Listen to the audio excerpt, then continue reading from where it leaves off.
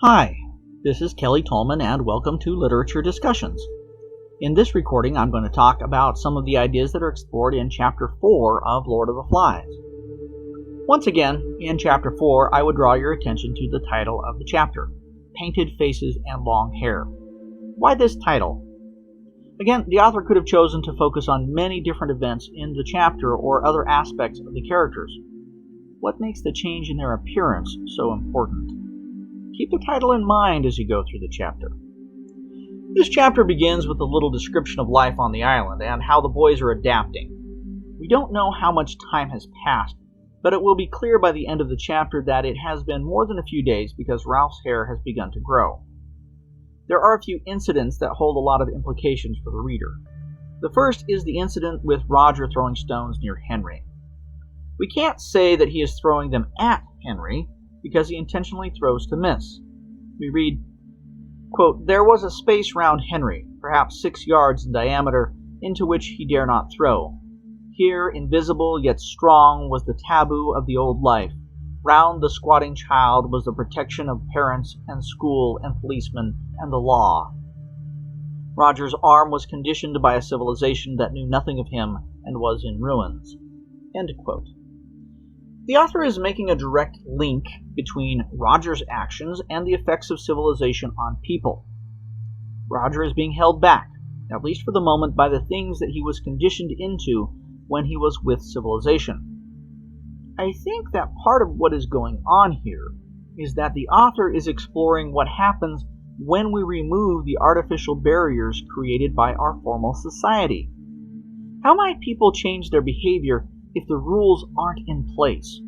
Or how might their behavior be different if those rules had never been in place? Or are rules and norms of behavior always necessary, and will they automatically evolve no matter what?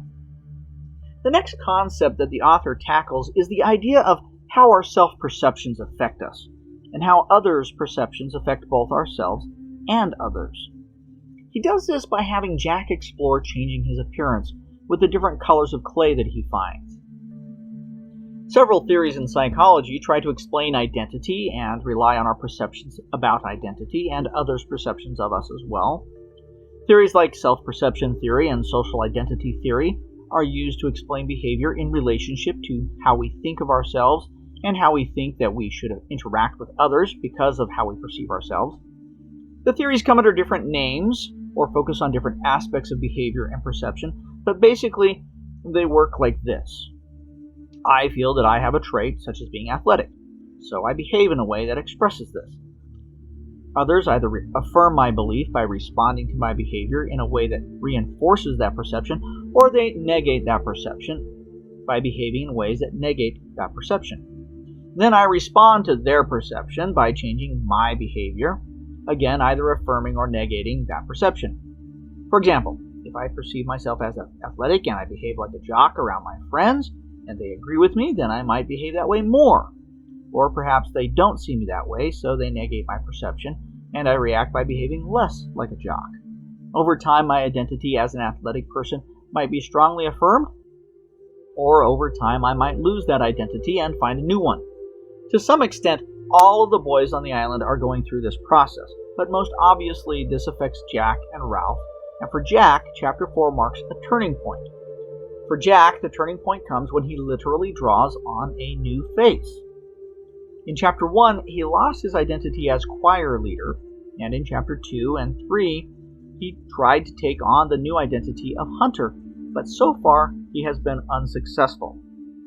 Now he draws on a new face, and with the new face comes a new identity. With the successful hunt, he now has a new identity as tribal leader and hunter. Identity is really important. Defining who you are and who you are not is a huge part of life.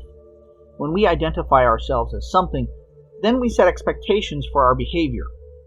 For example, as a teacher, there are things that I am expected to do, like act professionally, be kind and open to students, and so on. There are also behaviors that I am expected to avoid, such as crime and negativity towards students and parents. These expectations come because of that label of teacher. If that label was to change, For example, if I quit my job and decided to become a fisherman, then the expected behaviors would also change. It might no longer be important to my identity to be kind and open to students, for example.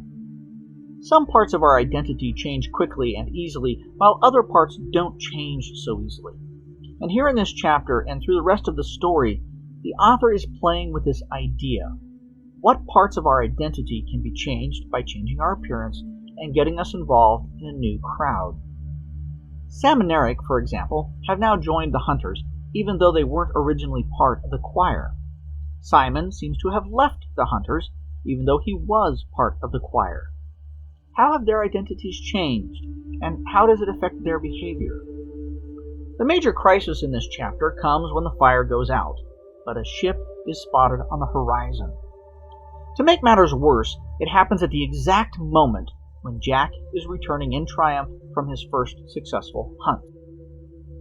This crisis allows us to see Ralph's leadership style and to explore the relationship that is developing between Ralph, Jack, and Piggy. On the one hand, Jack has succeeded in an important goal, but on the other, he has failed at a more important goal.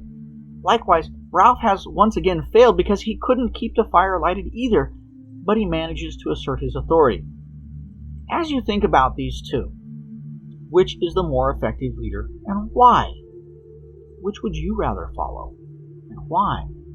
These questions will keep coming up again and again as more crises approach, but they are important questions because they are questions that extend beyond the text and into our own lives. Who are the leaders that you have in your life? Why are they leaders? Which of them do you respect? Why is that? The last topic that I like to bring up in this chapter is the idea of ritual. Throughout the story, rituals will be established and some will evolve while others will go away. For example, in Chapter 1, the ritual of blowing the conch shell was established. Here in Chapter 4, we see the ritual of the pig dance. This ritual becomes important throughout the book. Why do you think this ritual is important? What does it do for the boys? This might be easier to answer if you think about rituals in your own life. For example, are there things that you do every day that aren't completely necessary in order for you to stay alive? Applying makeup or wearing the clothes that you wear are parts of ritual that form your identity. You could change these rituals and still be alive, but what would they do to your place in society? What about other rituals? Rituals that happen weekly, monthly, or every year? In high schools in the United States, for example, there are the annual rituals of the first day of school, homecoming, prom, and graduation. Are these rituals necessary? What do they do? Why do we have them? How have they evolved? The author is exploring rituals as a part of his thought experiment. So, how does this ritual fit into his experiment? How is it affecting the boys as individuals? How is it affecting them as a society? Once again, thank you for tuning in to Literature Discussions with Kelly Tolman, and be sure to check out all of my video and audio content at literaturediscussions.com.